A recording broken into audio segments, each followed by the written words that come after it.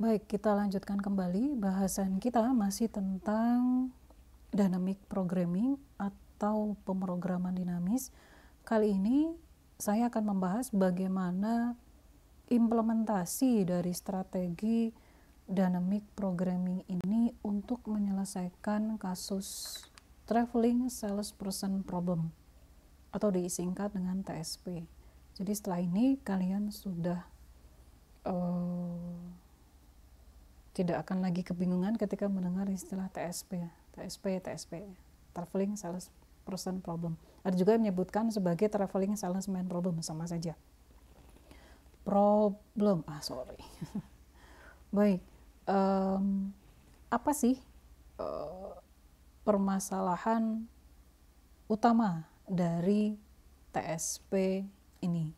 Di sini lagi-lagi kita akan menggunakan graf sebagai representasi persoalan kita. Jadi pada kasus TSP ini, seorang salesman atau salesperson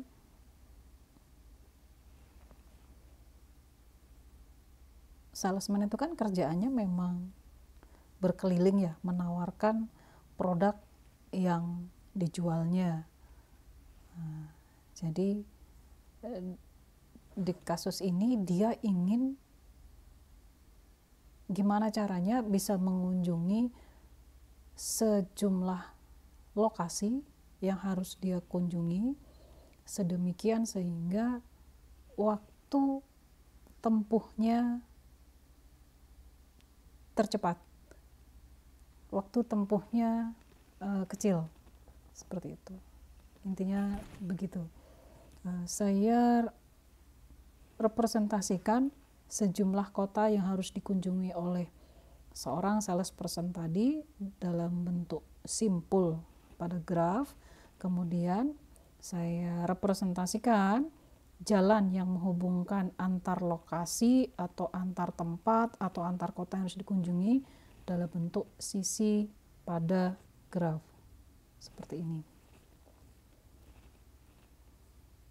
Ini adalah graf berarah,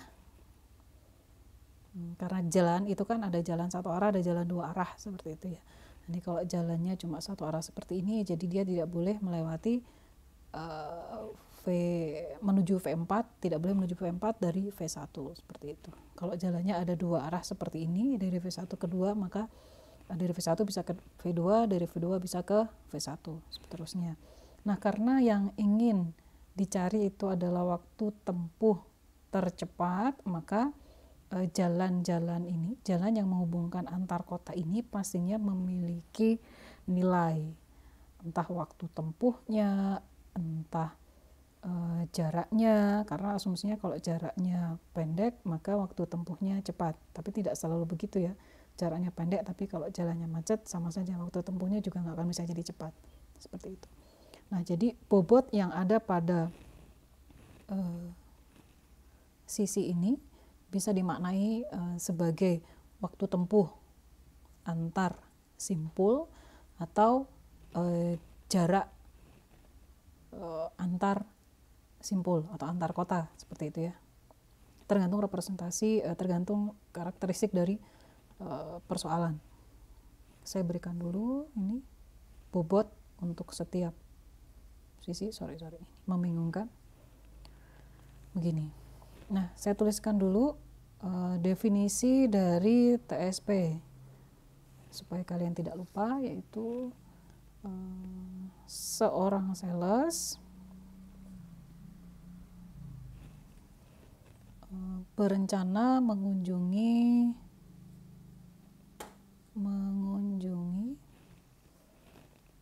setiap kota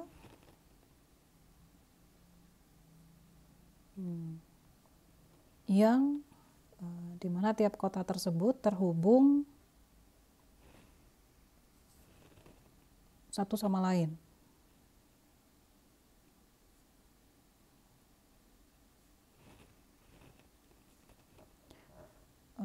Terhubungnya dengan menggunakan jalan ya. Kemudian ingin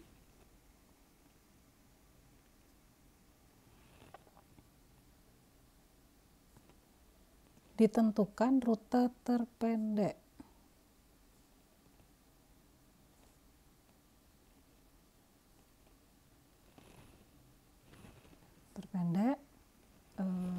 Dalam rangka meminimalkan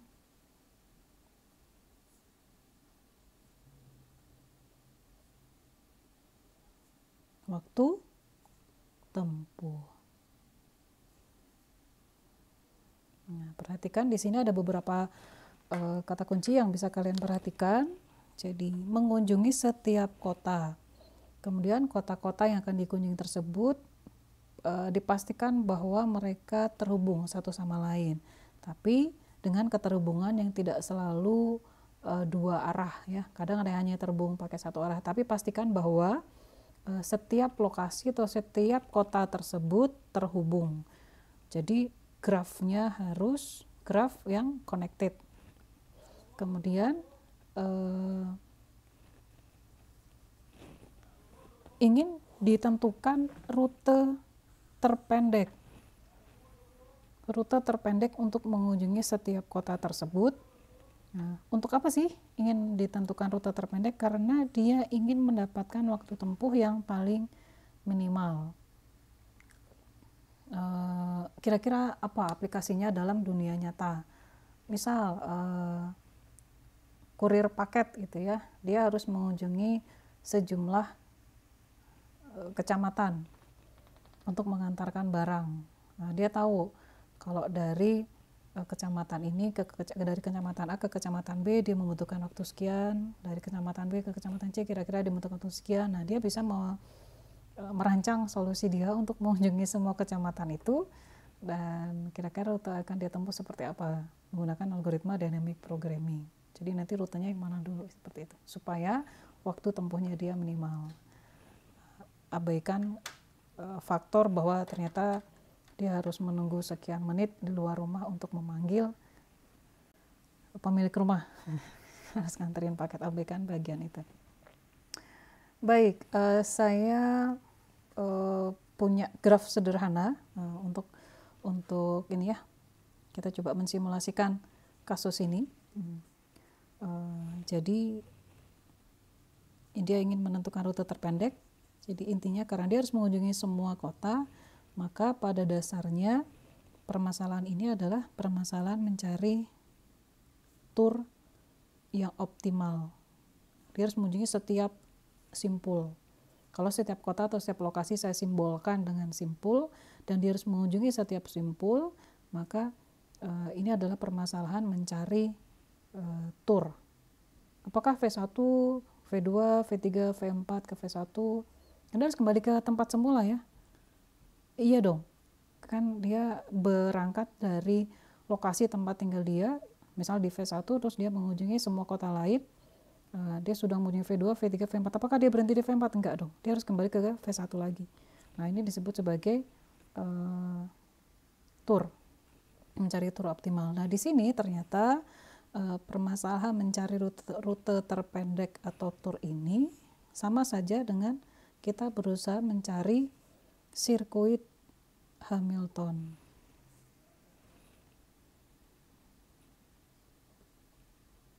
Atau Hamiltonian Circuit. Mengunjungi setiap simpul dan kembali ke simpul semula. Saya coba tuliskan apa itu sirkuit Hamilton. Itu jalur dari suatu simpul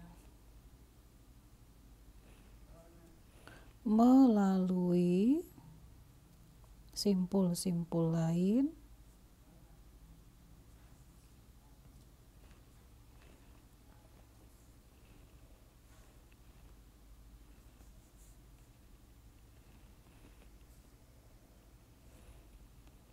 tepat satu kali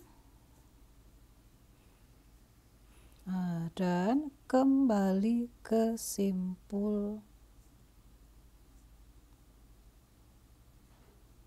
awal. Ini definisi dari Tour. Kita menggunakan definisi dari sirkuit Hamilton. Nah, definisi optimal di sini apa? Optimal itu berarti kita mencari yang waktu tempuhnya kecil. Misalnya waktu tempuh terkecil. Ini adalah permasalahan optimasi. Tapi optimasi itu mencari nilai yang paling minimum. Baik.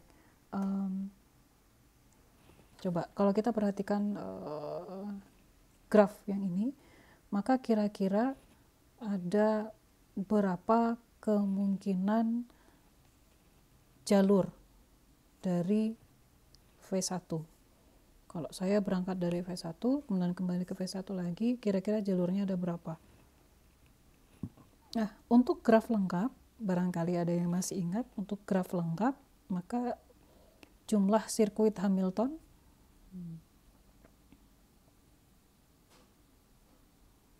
graf lengkap artinya semua ada petnya dari simpul ke simpul lain, maka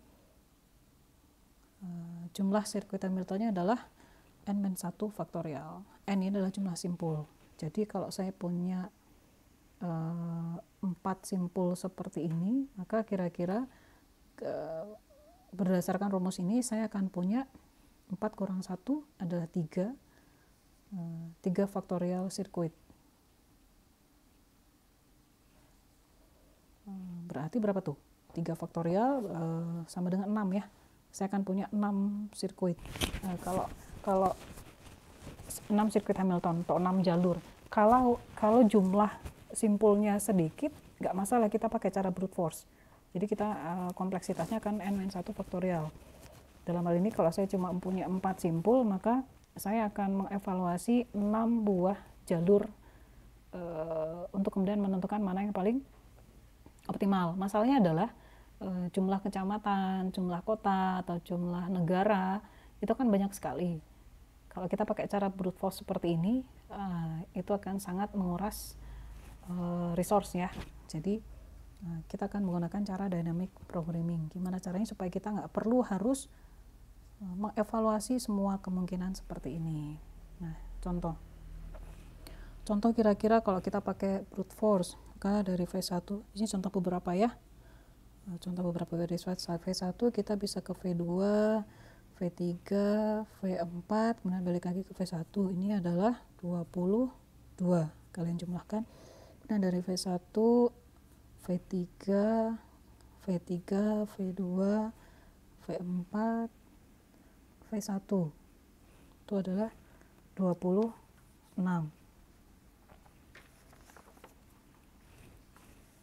Nah, terus V1, V3, ini beberapa kemungkinan yang ada ya. V2, V1, 21. Kalau kita pakai cara brute force kan kita harus melakukan seperti ini. Kita cari semua kemungkinan jalur, kemudian kita hitung bobotnya dan bagian seterusnya. Dan ternyata untuk kasus ini, kemudian kita bandingkan mana yang paling minimum. Seperti itu. Perlu diketahui bahwa kompleksitas algoritma yang seperti ini, faktorial seperti ini, dia lebih buruk dibanding yang eksponensial. Masih ingat ya order of growth? Baca lagi. Seperti itu. Nah, coba kita definisikan dulu permasalahan TSP kita. Seperti apa prinsip optimalitas berlaku di sini. Karena untuk dynamic programming, prinsip optimalitas ini akan selalu dijadikan sebagai dasar. Jadi jika VK, V adalah simpul, jika VK adalah simpul pertama setelah V1,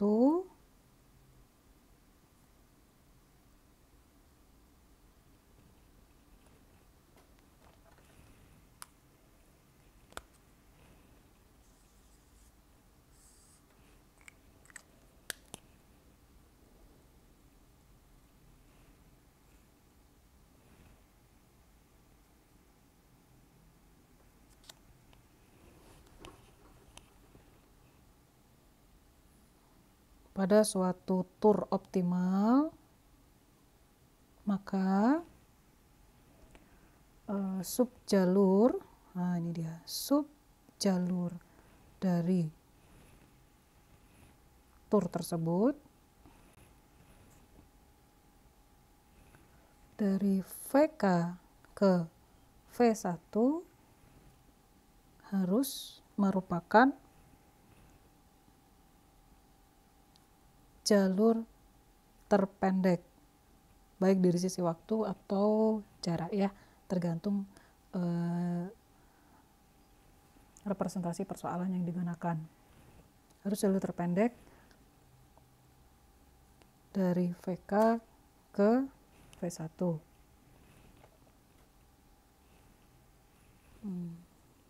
Yang melalui tiap simpul lain sebanyak berapa kali? 1 kali. Nah, ini adalah prinsip optimalitas yang digunakan pada TSP berdasarkan dynamic programming. Perhatikan, jika VK adalah simpul pertama setelah V1 pada tur optimal, maka subjalur dari tur dari VK ke V1 harus jalur terpendek. Ini kan sama saja dengan mengatakan bahwa pada tahap sebelumnya solusi yang dihasilkan juga optimal, seperti itu ya. Nah, kemudian yang melalui tiap simpul lain sebanyak 1 kali, ini adalah definisi dari persoalan TSP kita. Seperti itu. Nah, kita buat definisi dulu.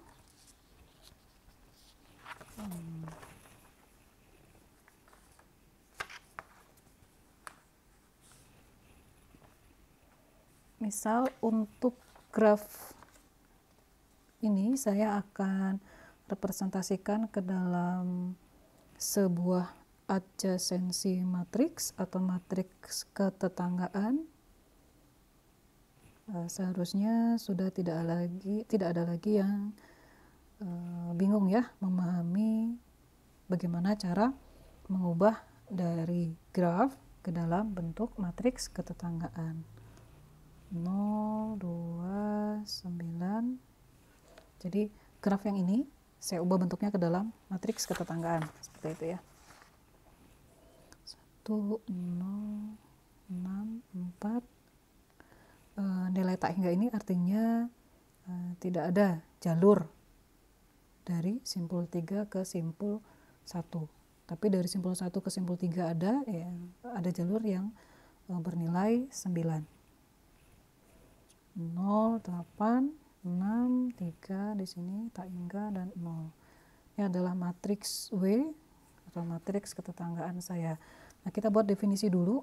Kita definisikan dulu ya untuk kasus TSP kita. V adalah himpunan simpul. Anggotanya apa? V1, V2, V3, dan V4. Kemudian A adalah subset, subhimpunan. Subset, himpunan ini kan set ya. Subset dari V. Nah, saya bisa membuat representasi seperti ini. D, VI, A ini adalah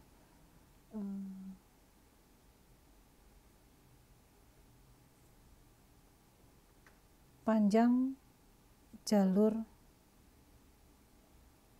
terpendek dari VI, perhatikan ada VI di sini, ke V1. Kenapa V1? Karena kita selalu, untuk kasus ini kita berasumsi salesperson berangkat dari V1, gitu ya, maka kita pakai V1 seperti ini. Titik awal saya tulis dulu supaya tidak membingungkan. Titik awalnya adalah V1 ya.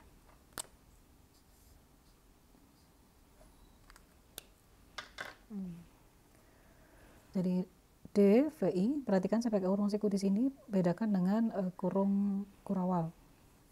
D, VIA, panjang jalur terpendek dari VI ke V1 melalui tiap simpul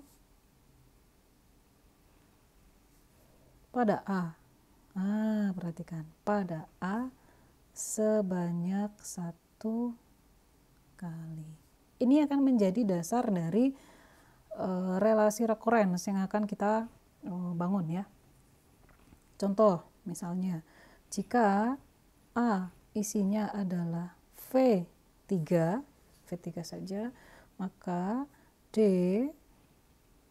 V2, A sama saja dengan saya menghitung panjang dari apa tadi? Jalur terpendek dari VI ke V1, dari jalur terpendek dari V2 ke V1 melalui simpul pada A. A isinya apa tadi? V3. Jadi saya akan mencari jalur terpendek dari V2 ke V1 melalui simpul 3. Kenapa simpul 3? Karena isinya A cuma simpul 3. Di sini adalah setelah dihitung adalah 15. Contoh lagi supaya kalian bisa memahami makna dari simbol ini ya. Jika A adalah V3, V4, maka misal D V2, A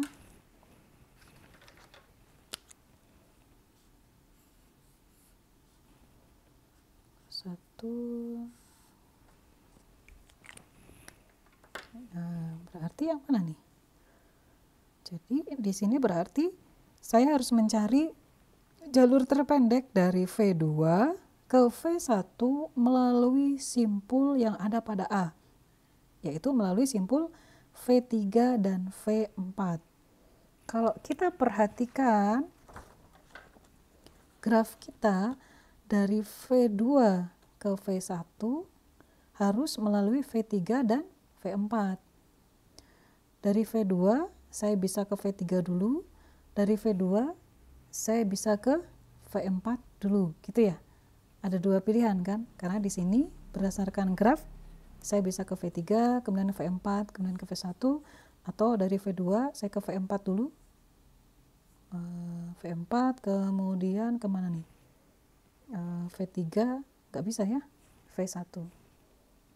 Tapi intinya dari V2 saya bisa ke V3 dan V4. Artinya, saya coba tuliskan dulu ya. Saya harus mencari mana yang paling minimum. Karena tadi dari V2 saya punya dua pilihan jalan. Ke V4 dulu atau ke V3 dulu. Bahwa ternyata dari V4 saya nggak bisa ke V3, itu kan urusan belakangan ya. Tapi dari V2 saya bisa punya dua cara. Bisa ke V4 dulu atau ke V3 dulu. Maka saya harus mencari mana yang paling minimum panjang dari V2 saya ke V3 dulu, V4 V1, atau yang mana? Atau yang ini? Dari V2 saya ke V4, kemudian ke V3, kemudian ke V1. Saya pilih yang mana? Ternyata berdasarkan graf yang kita punya yang sudah kita bentuk ke dalam adjacency matrix seperti ini, dari V2 kemudian ke V3 itu 6 ya, kemudian dari V3 ke V4 6 tambah 4 12, V4 ke V1 12 tambah dari V2 ke V3 6, V3 ke V4 8, 6 tambah 8 14, V4 ke V1 adalah 6, 14 tambah 6 adalah 20, di sini tak hingga. Dari V2 ke V4 ada 4, mupot. Dari V4 ke V3, V4 ke V3 nggak ada. Jadi 4 ditambah tak hingga kan sama dengan tak hingga ya. Minimum dari 20 dengan tak hingga adalah 20. Seperti itu. Begitu makna dari memahami simbol ini ya. Kita membuat definisi seperti itu.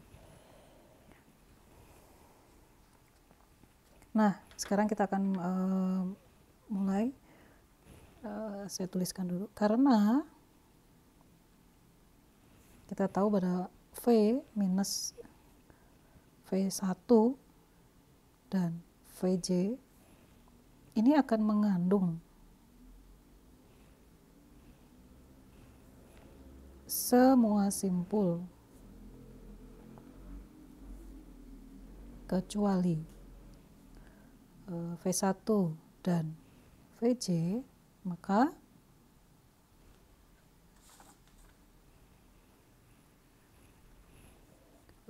panjang tur optimal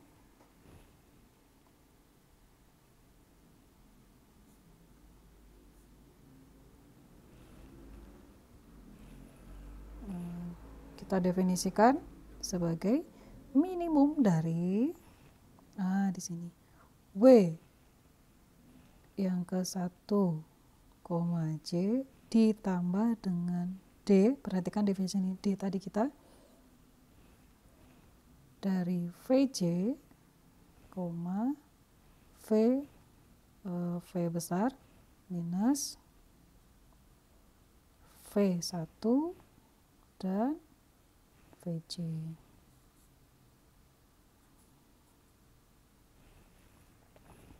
Dengan J ini apa? J ini adalah mulai dari 2 sampai dengan N. N adalah jumlah semua simpul. W ini apa, Bu? W ini adalah ini nih, adjacency matriks ya. Saya kasih tanda W-nya. Nah, ini definisi ini harus diperhatikan. Sehingga kita bisa bangun relasi recurrence untuk kasus TSP sebagai berikut. Ya, secara umum untuk I tidak sama dengan 1 dan I bukan merupakan bagian dari A. A ini apa? A adalah subset dari V. Maka kita bisa membuat relasi rekuren seperti ini. D, VI, dan A masih berupa himpunan kosong. Artinya basis ya. Itu adalah W dari I ke simpul 1. Nah, ini basis. Kemudian yang bagian rekurensinya adalah D, VI, A. Untuk A bukan himpunan kosong, maka kita pakai definisi ini. Minimum dari W, I, J ditambah D, V, J, A minus V, J.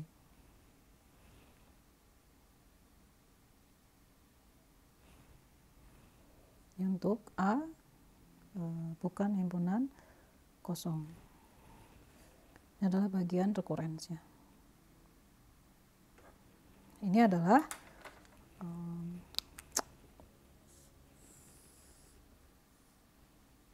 properti recurrence yang kita definisikan untuk permasalahan TSP kita.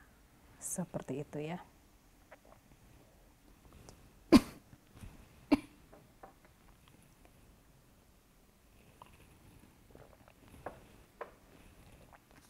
Baik, kita akan coba selesaikan permasalahan TSP kita. Mana tadi grafiknya? Ini dia ya. Kita mulai ya untuk permasalahan ini dengan grafik seperti ini. Nah, grafiknya seperti ini. Kita punya 4 simpul dan setiap simpul keterhubungannya seperti ini. Bobotnya seperti ini, kemudian saya ubah representasinya ke dalam adjacency matrix seperti ini. Saya pakai adjacency matrix saja untuk menjelaskan. Nah, apa tadi prinsip utama dalam menyelesaikan persoalan menggunakan dynamic programming? Yang pertama, kita bangun dulu properti recurrence, kemudian kita selesaikan sub persoalan satu persatu, kemudian kita selanjutnya kita bangun solusi secara bottom up. Mana tadi?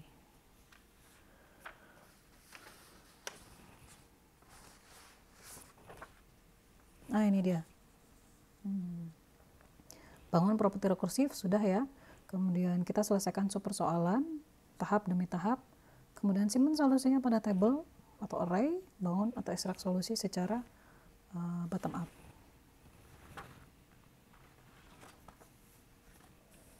Kita coba selesaikan ya.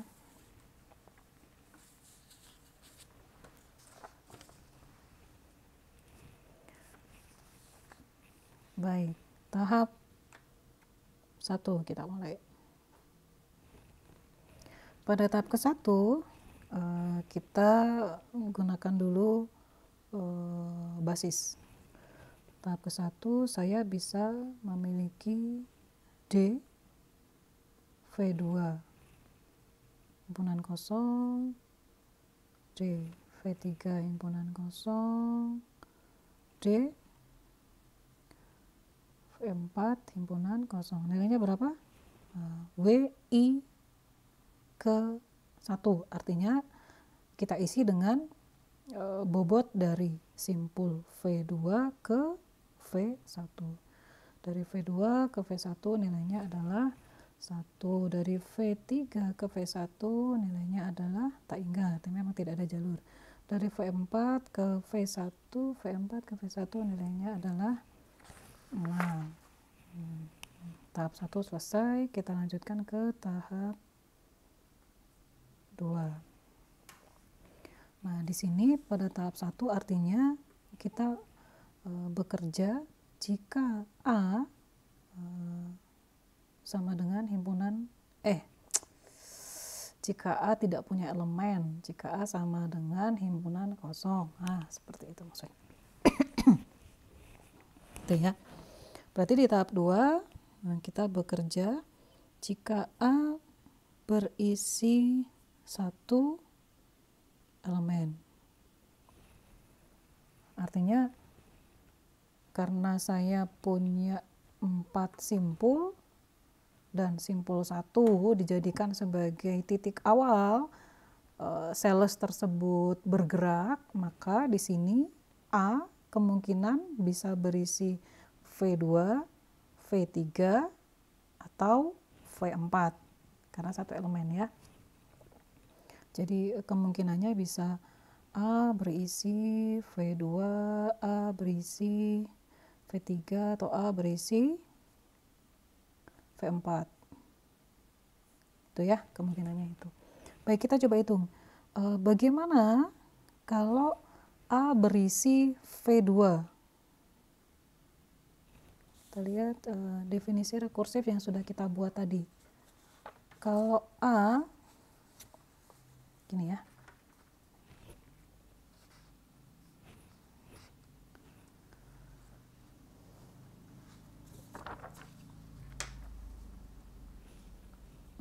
Jika A berisi V2, maka di sini kemungkinannya adalah V3. Bisa juga di sini V4. Gitu ya. Berarti kita juga bisa membuat kalau A-nya berisi V3 dan A-nya berisi V4.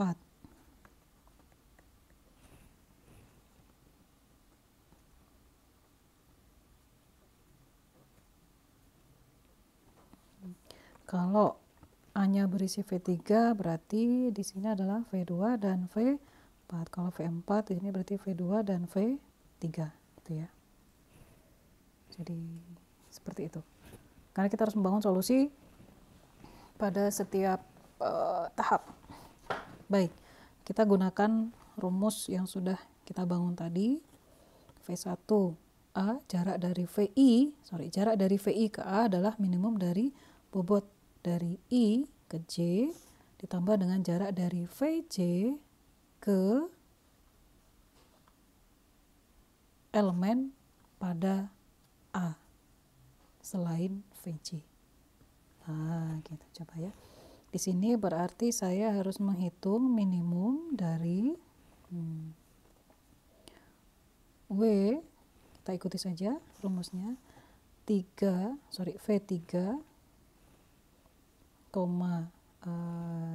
J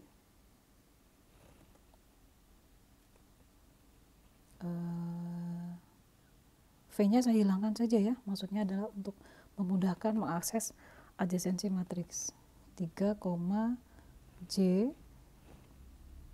kita nggak tahu J-nya berapa, ditambah dengan jarak dari atau D dari VJ,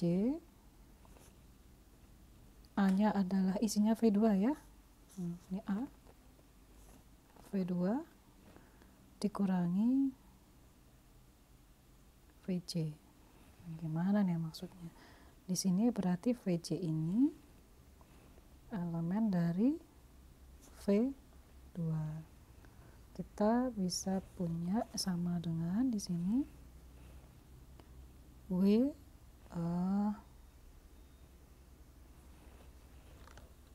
kalau VJ-nya adalah V2, berarti ini V2 minus V2 berarti himpunan kosong ya. Sini berarti saya punya W3, J-nya adalah 2 ditambah dengan D dari V2 ke VJ tadi kan V2 ya. Nah ini V2 minus V2 kan berarti 0, jadi himpunannya himpunan kosong. Seperti ini. W dari 3 ke 2 kalian bisa dapatkan dari V dari 3 ke 2 adalah 7 ini ya. Dari 3 ke 2 adalah 7 ditambah dengan dari mana didapat D V2 ke himpunan kosong? Lihat nih, dari tahap pertama tadi. Berapa nilainya? 1 sama dengan 8. Begitu caranya. Baik, kita coba lagi. V4, cari minimum dari W. Berapa di sini? 4, J ditambah D dari VJ. V2, A-nya kan ini kan A ya. Ini adalah A. Ini adalah A. Gitu dan seterusnya. Minus VJ.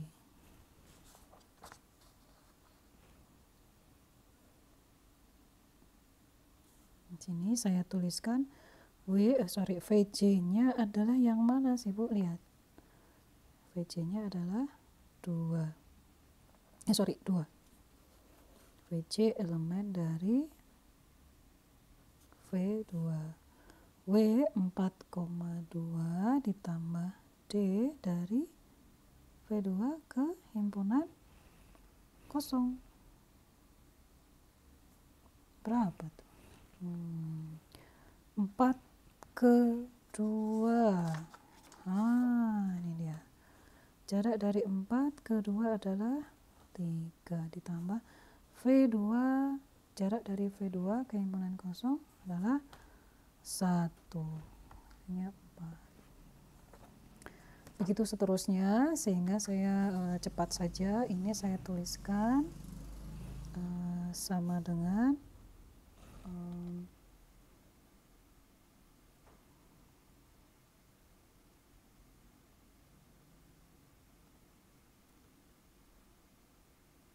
langsung saja ya. Di sini kalian akan mendapatkan nilai seperti ini. Di sini tak hingga tambah tak hingga. Nanti coba kalian elaborasikan sendiri ya, menjadi seperti ini. 4 ditambah 6 sama dengan 10. 8 ditambah 6 sama dengan 14. Demikian seterusnya. Baik. Di tahap kedua ini kita sudah mendapatkan hasil seperti ini. Dari V3 ke V1 melalui V2 nilainya adalah 8. Dari V4 menuju V1 melalui V2 jaraknya adalah panjangnya adalah 4, panjang jalurnya adalah 4. Dari V2 ke V1 melalui V3 panjang jalurnya adalah tak hingga karena emang nggak ada, ya kan? Dari V2 ke V3 itu kan nggak ada memang. Dari V2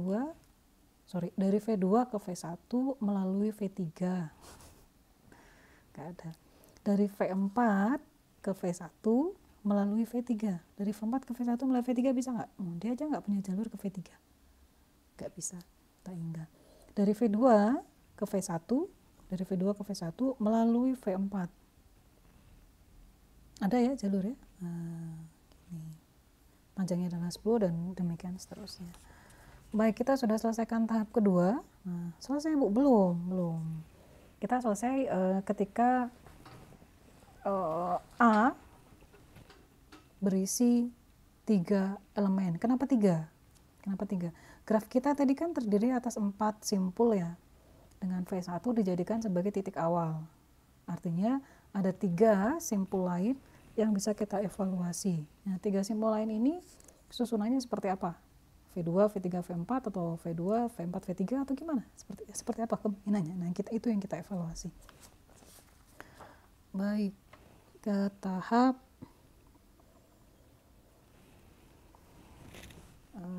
tiga.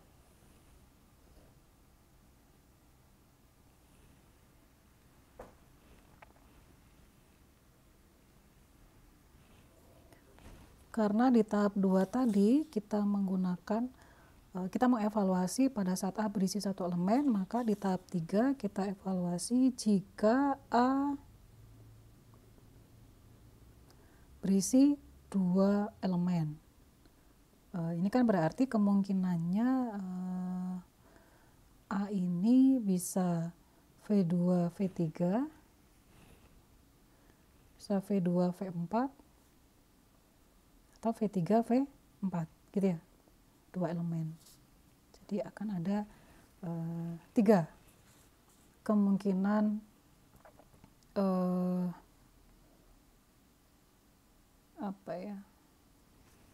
tiga kemungkinan solusi, mau yang ke sini atau yang ke sini, seperti itu. Baik, kita akan evaluasi sama, kita masih menggunakan ini dia, relasi recurrence.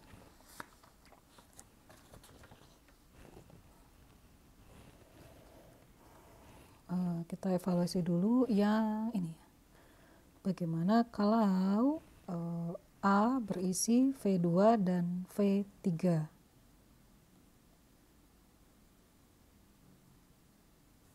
Kalau A berisi V2 dan V3, berarti yang di sini VJ-nya kira-kira apa?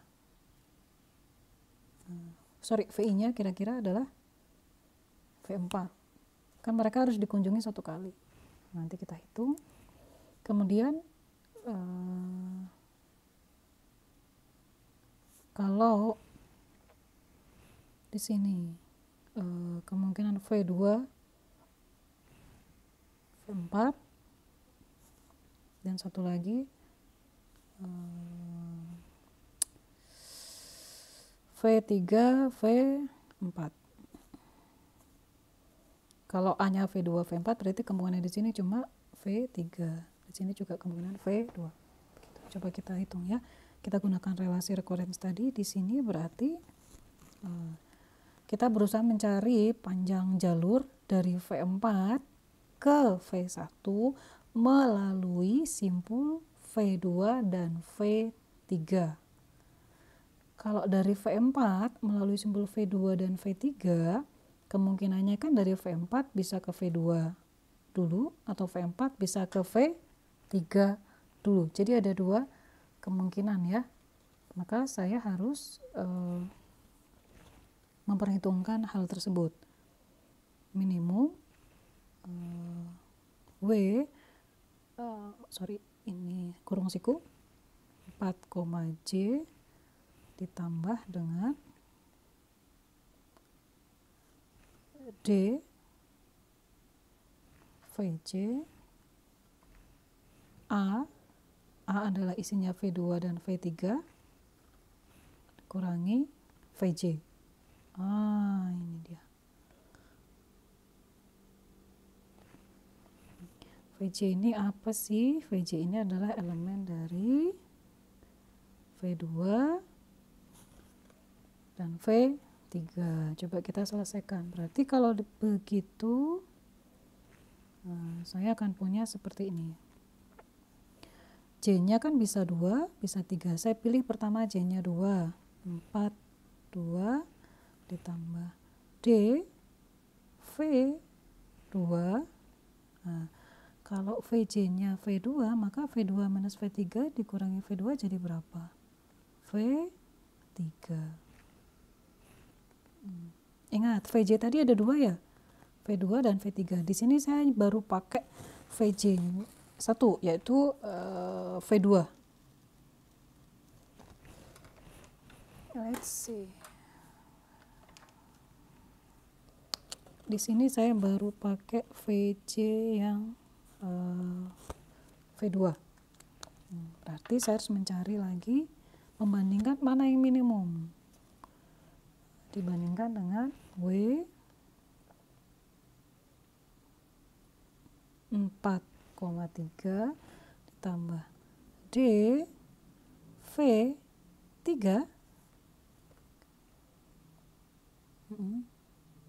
dikurangi jarak dari V3 ke V1 melalui V2.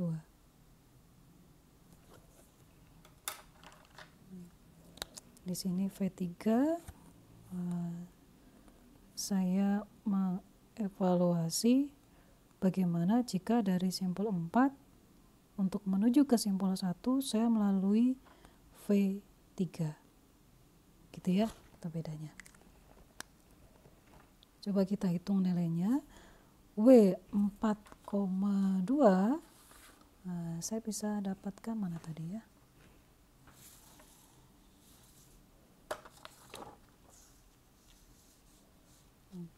W 4,2 itu adalah 3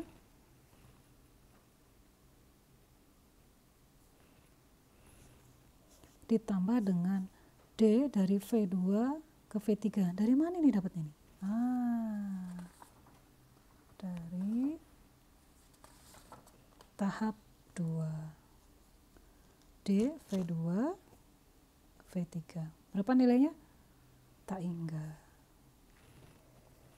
Nah, terus W43, 4 ketiga adalah tak hingga, ditambah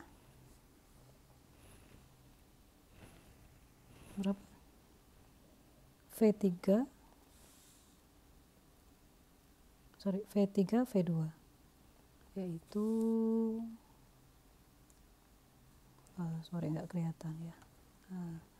V3 V2 yaitu 8. Di sini nilainya 3 ditambah tak hingga, 3 ditambah tak hingga adalah tak hingga ditambah 8 adalah tak hingga juga. Minimumnya adalah tak hingga. Seperti itu. Baik.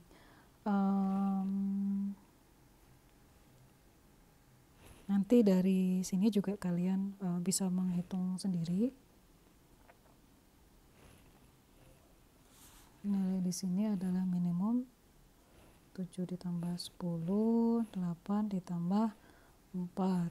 Maka yang paling di sini 17, di sini 12, yang paling minimum adalah 12. Kemudian saya pengen mengerjakan yang ini nih, ya. Karena ini nanti akan mengarah ke solusi. Pada saat kita membangun solusi ini akan kelihatan. Baik, kita ikuti saja seperti contoh di atas. Di sini berarti minimum untuk VJ elemen dari ini dia V3 V4. Berarti saya harus mencari W untuk 2,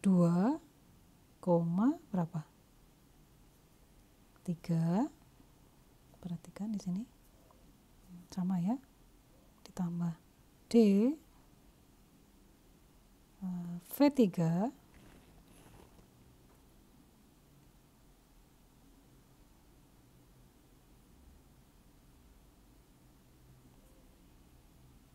V3 V4 saya kurangi V3, dia akan menjadi V4. Saya hitung lagi W dari 2 ke 4 ya kan, ke 4 tambah D jarak dari ini dia V4 ke V3. Ini gini dan gini. Maka saya akan punya berapa tuh? Minimum dari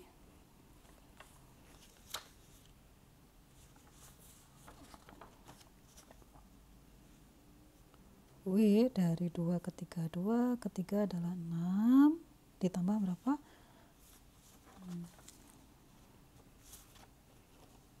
Ini aja ya. V3D, V3, V4, V3, V4 berapa di sini? Oh, nggak kelihatan. Sini aja ya.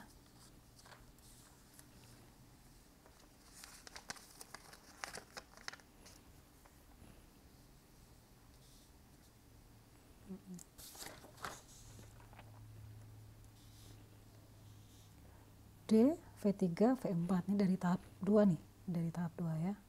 V3, V4 adalah 14. Kemudian berikutnya berapa? W24.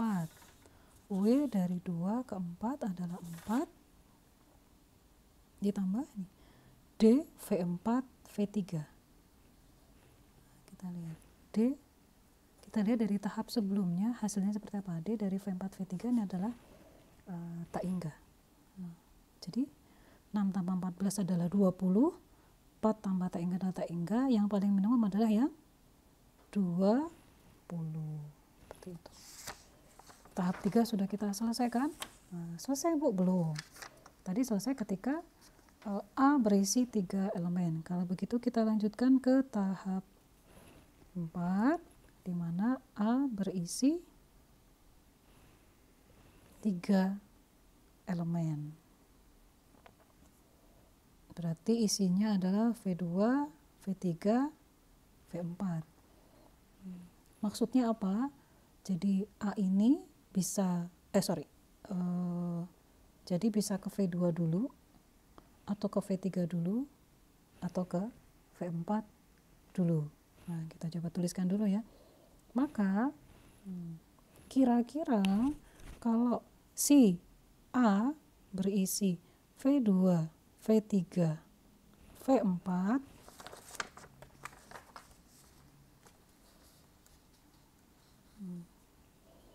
kalau A berisi V2, V3, V4, maka VI-nya kira-kira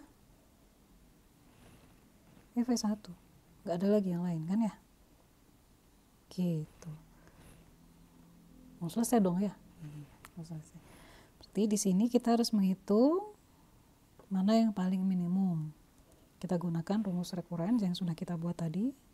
VJ elemen dari, ini kurang ya,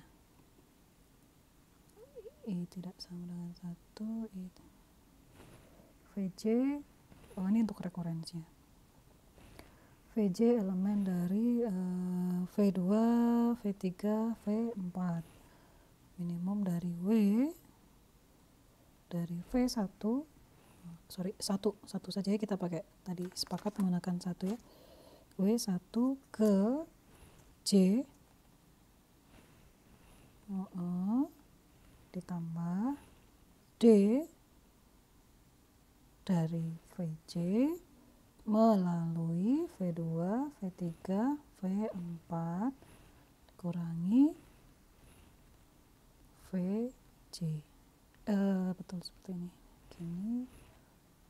Gitu, maka ini dengan kata lain, singkatnya kita ingin mencari jalur dari V1, kita bisa lewat mana dulu? Bisa V2 dulu, bisa V1 ke V3, bisa V1 ke V4. Jadi akan ada 3 kemungkinan jalur yang bisa diperiksa. Maka saya akan punya W dari 1 ke 2, ya kan, ditambah nanti D-nya, dan W dari 1 ke 3 atau W 1 ke 4. Nah, ini D. Kalau saya milih W 1 ke 2 dulu, ya, ke 2 dulu, maka D di sini saya pilih V2, nah, V2, V3, V4 dikurangi V2 jadi berapa? V3, V4. Begitu juga di sini. Kalau saya pakai 3, ya, saya ambil, maka saya punya V3 di sini jadi V2, V4. Begitu juga kalau saya pakai 4, dari 1 ke 4 saya akan punya D 4, V2, V3. Seperti bisa kalian tebak, nilai ini didapat dari mana? Dari tahap sebelumnya, kita sudah hitung tadi kan? Maka saya akan punya minimum dari, saya hilangkan dulu, pindah dulu ya.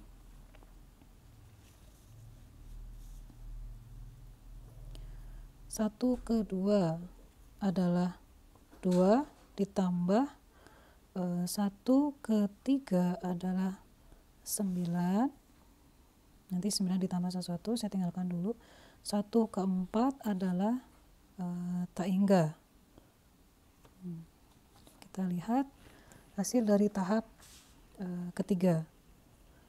D, V2 melewati V3 dan V4, tadi nilainya berapa? 20 ya. Kemudian 1 ke 3, 9. D dari V3 melalui V2 dan V4, lihat di sini nilainya adalah 12. Kemudian terakhir W dari 1, 4 adalah tak hingga, ditambah D dari V4 melalui V2 dan V3, nilainya adalah tak hingga. Maka yang paling minimum adalah yang ini ya, 21.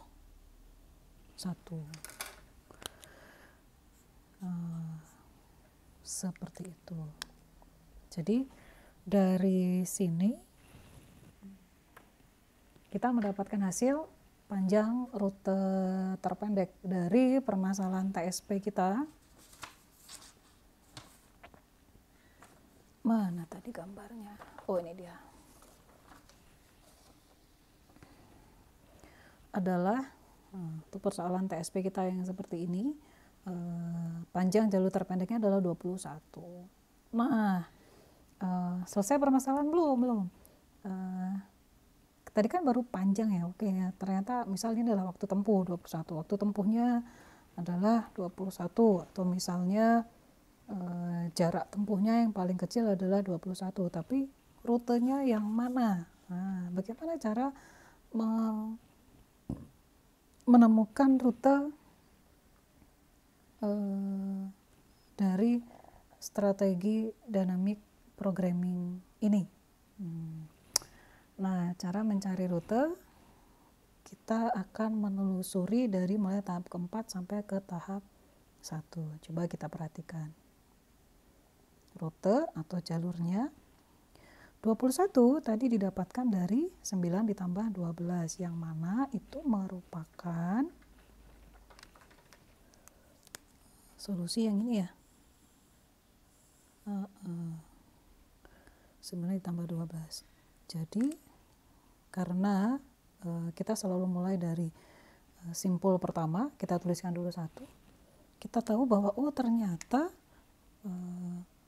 21 ini didapatkan dari 9 plus 12, yang mana itu merupakan hasil perhitungan yang ini, W 1 ke 3.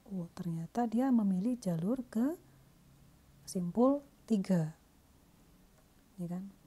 Kemudian kita telusuri lagi, di sini W13 ini ternyata dia menggunakan ini ya, yang saya kotakin ungu ini, dia ditambah dengan jarak dari V3 melalui V2 dan V4. Mana tuh? 1, 3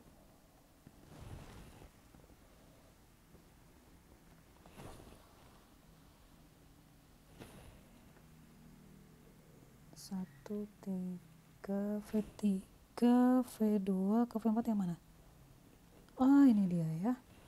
Saya nggak tulisin kan, nanti kalian cari tahu sendiri ya. V3 V2 V4. Di sini berarti. Nah, ternyata di sini dia kan ada 2 kemungkinan dari V3. Bisa ke 2 dulu atau bisa ke 4 dulu. Yang dia pilih yang mana nih? Kita lihat di sini. Nilai 12 itu didapatkan dari ini. Yang mana ini pada dasarnya dia milih ke simpul 4 dulu. Jadi kalau kita tuliskan dalam bentuk seperti ini, dia akan berupa W 3, 4 ditambah D mana ya, V4 ke 2, V2 V4 V4 V2. Jadi dari 3 dia ke 4, kemudian dari 4 kita terus mencari nilai dari ini di tahap sebelumnya. Tahap sebelumnya ada di mana, kita lihat. Kita pengen cari yang ini ya. Kita lihat D dari V4 V2.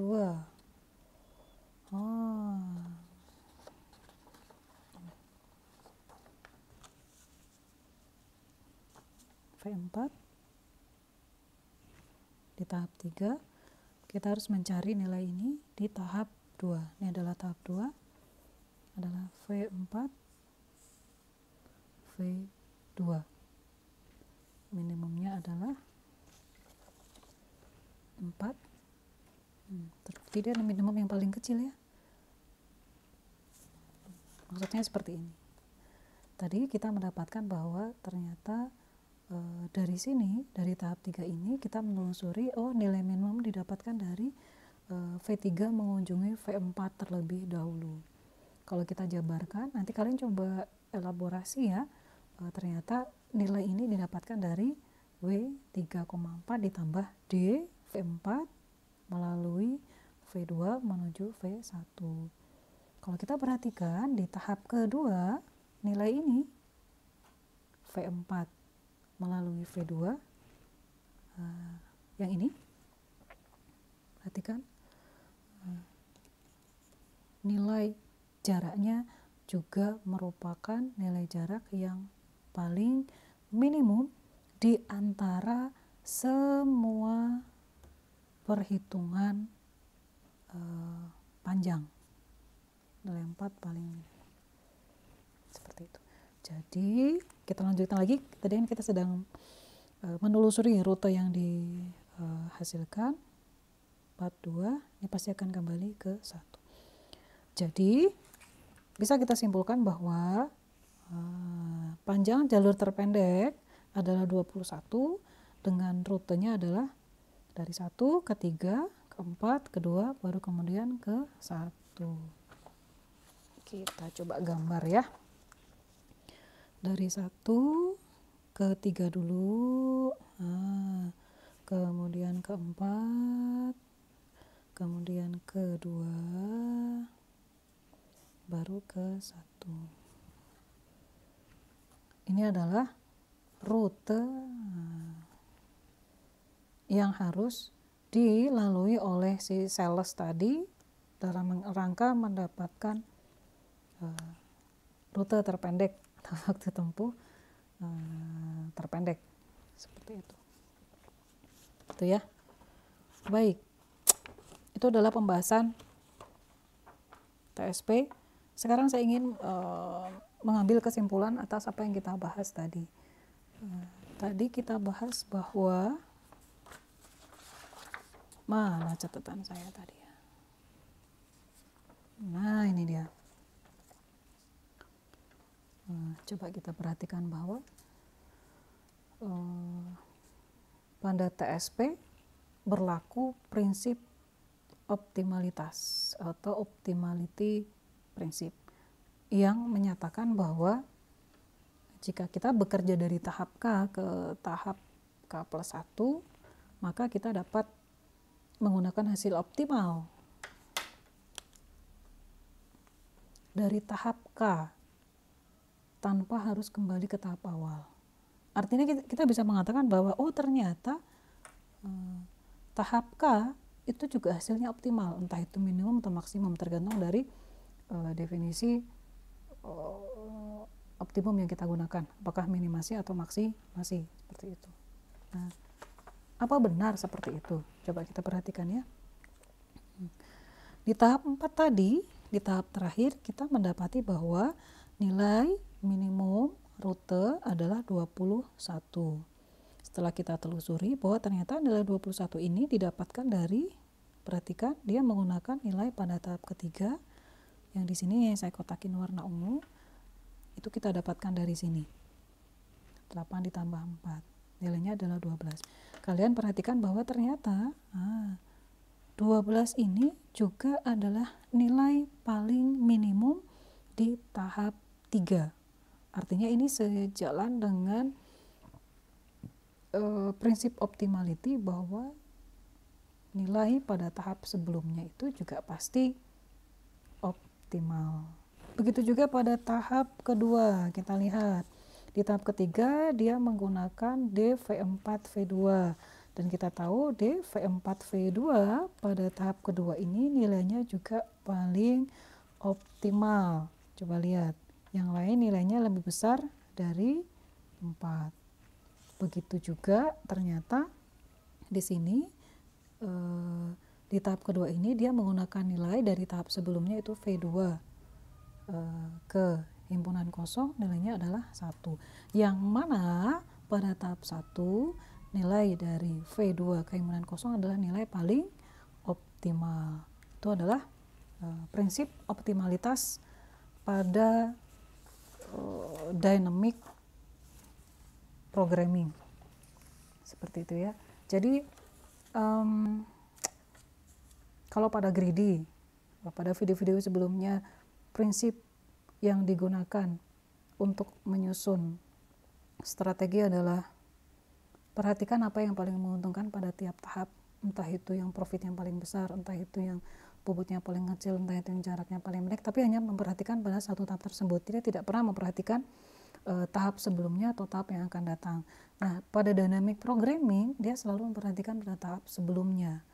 Nilai optimal yang didapatkan pada tahap sebelumnya akan digunakan lagi pada tahap berikutnya dalam rangka menghasilkan solusi akhir yang optimal. Baik, sekian pembahasan tentang dynamic programming. Semoga bermanfaat.